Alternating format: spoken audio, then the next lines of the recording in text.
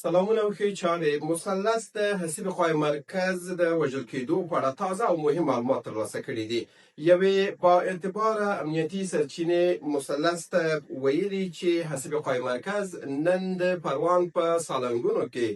د امنیتي ځواکونو له لوري وژل شوی دی. دغه امنیتي سرچینه زیاتوي چې حسیب قوای مرکز له جمعه خان فاتح سره یو ځای غوښتل چې د بغلان او بدخشان ولایتونه ناامنه کړي. سرچینې د دې سره زیاته کړي چې هغه تازه له پاکستان نه افغانستان ته راغلی و او بیا په دې وروستیو کې پروان ته او نن هغه ته د امنیتي ځواکونو له لوري په نښه شوی دی. سرچینې دا هم ویلي دي چې هغه په 2021 میلادي کال کې کله چې د پنجشیر ولایت تصفیه وه له هغې وروسته رادرکه شوی و، خو په دې وروستیو کې د دوی د معلوماتو پر اساس چې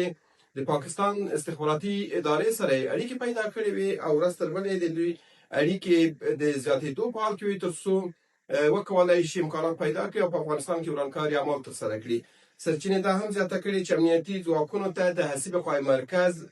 ځایګی د اوسېدو او هغه ته به چې دی